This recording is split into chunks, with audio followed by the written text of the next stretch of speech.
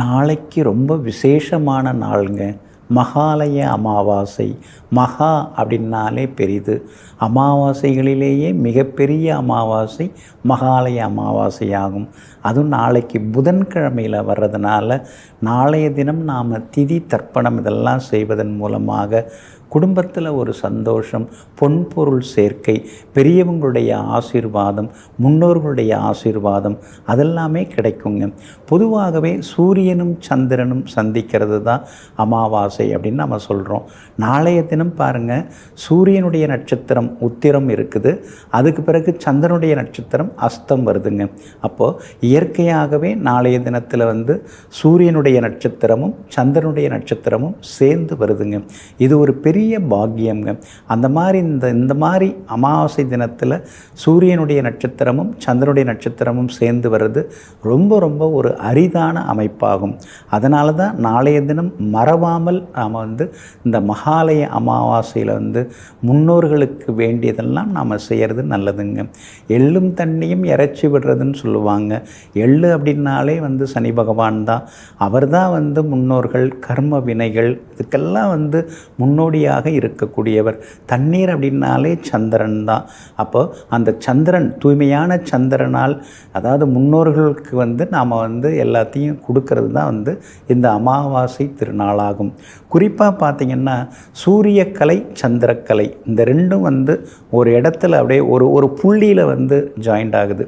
நம்ம உடம்பில் கூட அந்த நெற்றியில் இருக்கக்கூடிய அந்த சுழுமுனை இருக்கு இல்லைங்களா, அந்த மையத்தில் அதாவது இரண்டு இமைகளுக்கு இடையே உள்ள மையம்தான் இமயம். அந்த மையத்தில் அது உட்காருது.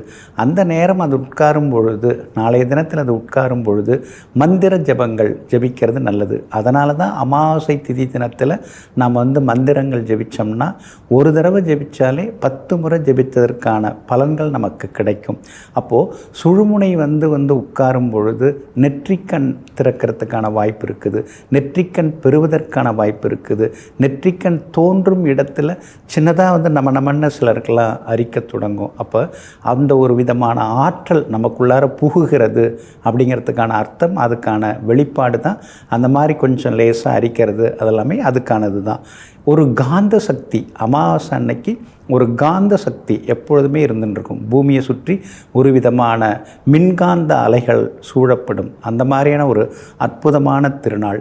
அதே மாதிரி அமாவாசையில் பிறக்கிறவங்க பார்த்திங்கன்னா மூலபலம் ரொம்ப ஜாஸ்தியாக இருக்கும். பொதுவாகவே அமாவாசையில் பிறக்கிறவங்க ரொம்ப சிக்கனமாக இருப்பாங்க. காசு பணம் தேடுறதுலேயும் ஆர்வமாக இருப்பாங்க. பிற்கால வாழ்க்கை அவங்களுக்கு ரொம்ப அற்புதமாக இருக்கும். ஆரம்ப காலத்தில் அடிபட்டு அவஸ்தைப்பட்டு அவமானப்பட்டு அது மாதிரிலாம் இருப்பாங்க. ஆனால் போக போக அப்படின்னா என்ன, 40 வயசுலேருந்து ரொம்ப யோகமாக இருப்பாங்க, ஞானி மாதிரி பேசுவாங்க, கோவில்லாம் கட்டுவாங்க, அதே மாதிரி மற்றவங்களுக்கு வாரி வழங்கின்னு இருப்பாங்க. அப்போ அமாவாசையில் பிறந்தவங்களுக்கு சிலருக்கெல்லாம் ரெட்டை சுடியோடு பிறக்கிறவங்க எல்லாமே இருக்கிறாங்க. நாளைய தினத்தில் மகாலய அமாவாசையாக இருக்கிறதுனால நாம் புனித நதிகளில் நீராடுறது நல்லது, கடற்கரையில் நீராடுறது நல்லது. அதாவது கொஞ்சம் பாதுகாப்பாக நாளைக்கு நீராடணும், அது கொஞ்சம் பார்த்து நீராடுங்க.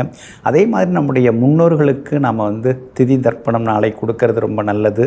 அது மட்டும் இல்லாமல் அன்னதானம், ஆடை தானம். இப்போ வீடு வாசல் இல்லாதவங்க, நடைபாதையில் வசிக்கிறவங்க நிறைய பேர் இருக்காங்க.